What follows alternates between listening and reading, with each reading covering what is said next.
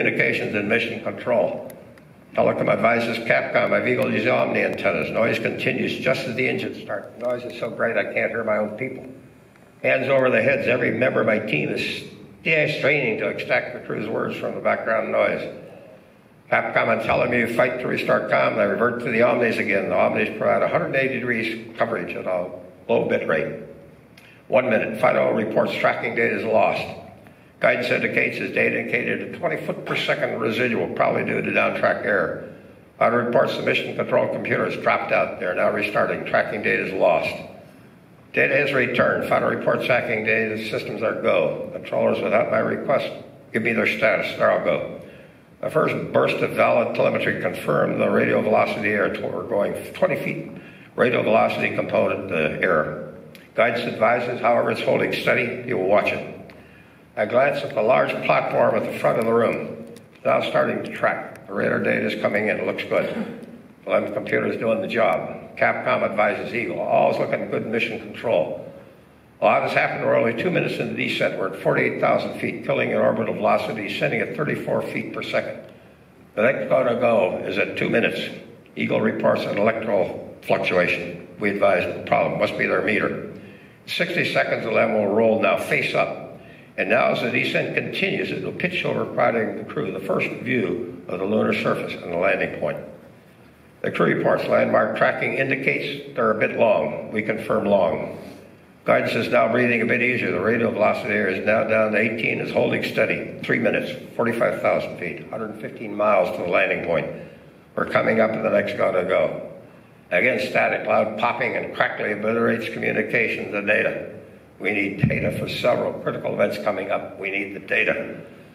Voice data is briefly and then lost. I advise controllers to use the last data software. They're go. Data returns. I give the controllers a few more seconds to review the data. Then the control reports the crew is starting to roll to the face-up attitude.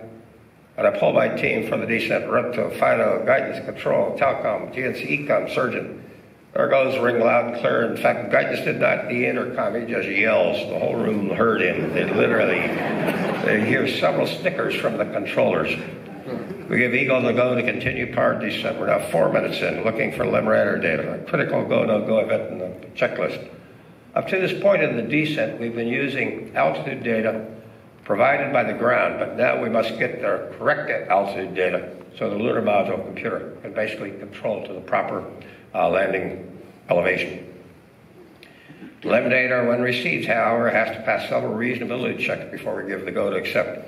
If the radar has not been obtained or the altitude not converted past, we will abort the landing at 10,000 feet. 4 minutes, 40 seconds. Data and voice again drops out. 21,000 feet, 35,000 feet, descending 132 feet per second, 50 miles to the landing site. Guidance reminds me we need landing radar data by 18,000 feet. He has to make the comparisons, and we need to advise the crew to incorporate the data in the computer. I copy the guidance report. Voice loops are now silent, then data comes back in. Guidance calls, we got radar data, it looks good.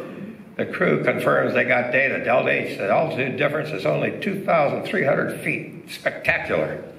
The crew says they got the Earth right out the front window. They ask them for looking at their Delta H. We give the crew a roger. The guys briefly at the front room displays. We're now 30,000 feet, descending at about 143 feet per second. Guidance says the data is beautiful, converging. 5.5 minutes. Crew reports a program alarm. Seconds later, it's at 12:02. There is silence in the room for several seconds. Guidance switches from looking at the radar data to address the alarm. He calls his back room. In a split second, I think of the final simulation where simulation supervisor blooded and training with the same program alarm. Now, the approach phase is very demanding of computer resources. It runs in a 2-second cycle at about 83% CPU. But unknown to us, an interface signal from the rendezvous radar, which is not in use, was coming in, adding another 13%. So we're up at 96% CPU now. With no such CPU telemetry, guidance officer had no way of knowing the computer was almost over the edge. When the landing radar locked on the crew, called up a display to look at the data, and this now triggered the computer to fault down. Computer guidance, navigation, control. We shedded all other functions. The crew says, give us a reading in the 1202. Capcom monitors 1202. Seen temper yet during our final simulation. Retro calls throttle down 6+25. Guidance officer Bales and Garmin, the NASA software guru. Address the guidance control functions are occurring properly. Guidance gives me a go to continue. Capcom passes the go to the crew. Communications reached a crescendo in the previous 60 seconds, urgent, intense, critical. 6 minutes, 27,000 feet, descending 130 feet per second. Guidance calls we are go in the 1202 alarm. He reads, go in that alarm as long as it does not occur. Our man Capcom has throttled down to 6+25. Guidance says Del H is good. The steerable antenna is now holding, pointing, and I thank God for the favors. We've had solid data now through the key parts of the early descent, the data we need to land. We advise the crew to monitor descent fuel to gauge, and I mentally go through the rules for the final go-no-go. From my standpoint, everything is working. I verified that the landing radar is converged, guidance confirms go. 7 minutes, 20,000 feet, another 150 foot per second rate of descent. Aldrin says we may lose data during the pitch over, but it looks like it's holding. He then requests an estimated switchover time to the landing program. Capcom responds, you got 30 seconds. Armstrong reports manual control is good. Control reports the crew switch back, continuing descent auto. That's interesting. At this point, the window on the spacecraft has two parallel panes, and there's etch in there. And what it can do is the computer can tell the Armstrong to look out along this particular index point, and he can see his landing point. But Neil is not interested in looking at the landing point. He's concerned whether he can continue flying at all with these alarms. 8 minutes, 10,000 feet. The spacecraft system is containing the high descent rate. My timeline worked. I've been ahead of all events. I'm coming up with the go for landing. We've met all criteria, and I pray that the program alarms don't continue distracting the crew. 9 minutes without knowing it. A full minute has passed and almost 6,000 feet altitude. Now at 3,000 feet, the reestablishing high descent rate about 180 feet per second. Armstrong reports tracking manual control. He designates on the LPDs back to auto. And a few comments now from Neil's debriefing related to the final video sequence. At 1,500 feet, Armstrong saw the auto system was taking him just short of a large rocky crater and a large boulder field with rocks 2 to 3 meters in size. He felt he could not land short of that crater, so he decides to fly over the crater. From now on, if there's a major problem, Neil must try to land and abort. He's in what we call the dead man's area. At 200 feet, Neil noticed there's a transparent sheet of moving dust that makes it hard for him to pick out lateral and downrange velocities, and he has to find large rocks to determine whether he's moving or not, whether he's stable. The LEM fuel gauge is now reading empty. Okay, we have 120 seconds of fuel at 30%. And call-outs to the crew are now for seconds of fuel remaining. There we go. Position 2, all flight controllers, 20 seconds to go for landing. Eagle, you're looking great. Okay, all flight controllers, go for landing. Retro. Go. Vital. Go. Guidance. Go. Control. Go. Telcom. Go. GNC. Go. Ecom. Go. Surgeon. Go. Capcom, we're go for landing. Eagle, Houston, you're go for landing, over. Roger, understand, go for landing. 3,000 feet. Top alarm. 1201. 1201. Roger, 1201 alarm. 1201 alarm. Same type, we're go, flight. Okay, we're go. Same type, we're go. Flight side of right on real good. Roger. 2,000 feet. Into the ag, 47 degrees. Roger. 47 degrees. How's our margin looking, Bob? It looks okay. We're about 4.5. Roger. Eagle looking great. Your go. Roger, 1202. We copy it. How you doing? 35 Control. degrees. We look good here, fine. All right, how about you, Telcom? Go. Guidance, you happy? Go. Vital. Go. 700 feet, 21 down. 33 degrees. 100 feet down at 19. 540 feet down at 30. Down at 15. Attitude home. Okay, at hold.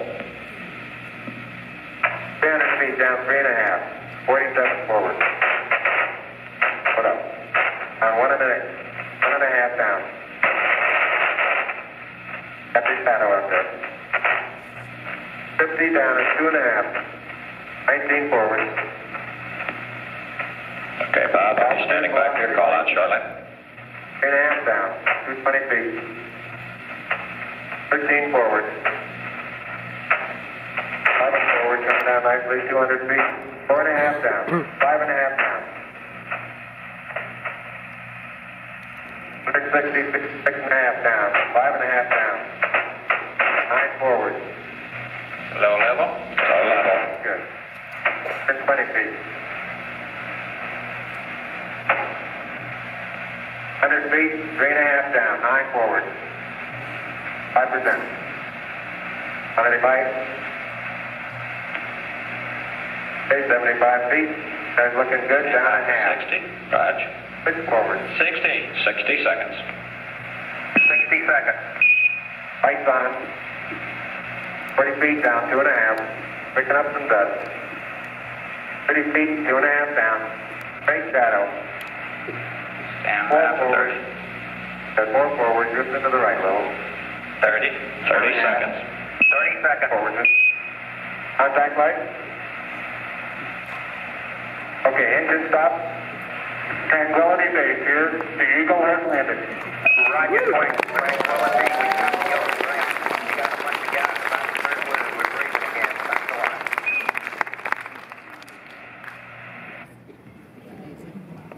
I record the landing time in a log. It is 3:17:39 Central Daylight. I let out my breath. I don't know how long I've been holding it. Then I hear a noise I had never expected. It sends shivers to me as the viewing room behind me explodes literally in cheers, clapping, stomping of the feet. And the program managers, public affairs, and headquarters folks behind me are more reserved, but I can hear them shuffling around, letting out their breath. I say, okay, I'll flight controllers stand by, 45 seconds to T1, stay, no stay. My team was solid, but many of the observers in my room had begun to celebrate the landing. I get angry. Because keep that shatter down in this room, stand by for T1. After landing, there are 3 stay, no stay decisions. These are points that if there's a problem with the spacecraft, once it's on the surface, we can lift off at 2 minutes, 8 minutes, and 2 hours after touchdown. And this will allow the lunar module to perform an active rendezvous with the command and service module. Those are critical times. My voice croaks with pride as I call for the T1 stay, no stay. And Reto, stay, Fido, stay, guidance, stay, control, stay, television, stay, surgeon, stay, Capcom, we are stay for T1.